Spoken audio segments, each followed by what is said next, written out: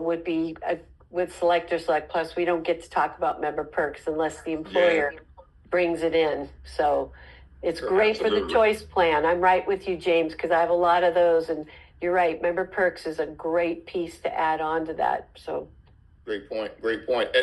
James, along with you, Mrs. Maddox, people understand when to use the medical, when to use the homeowners, and when to use the auto.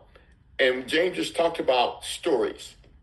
So one of the items we have to do, Legal Shield family, is tell us, Ms. Maddox, maybe one of your stories, because we got to teach usage in our presentation. Let them know, hey, it's not legal situations not for bad people, right, or bad things. Sometimes it's just doing it up front. And Ms. Worthy talked about it early on. You call the attorney before you run into that nightmare. What are one of your stories you may share, Ms. Maddox, if you don't mind? Absolutely.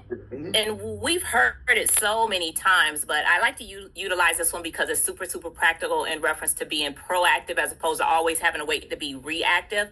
But that's the contract and document review about one of our members that was in the process of purchasing a vehicle. But before she did so, she took a moment to have that contract reviewed by her attorneys. They got back with her and let her know that everything looked good except for this one line item that had a dealership prep fee for $900.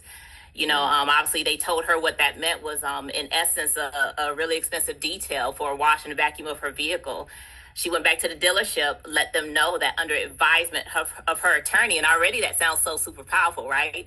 But under advisement of her attorney, she would like them to redact that line item. They did. She now drives that vehicle to this day, and she was able to save $900, which would have been amortized over the course of that loan. And for whatever reason, that story, it seems to get such a great reaction every time that is told, because once again, who hasn't purchased a vehicle or has known somebody to purchase a vehicle? That is something that is common practice. We're signing things like that all the time. We just don't always stop to think, let me get this reviewed by my attorney. And that is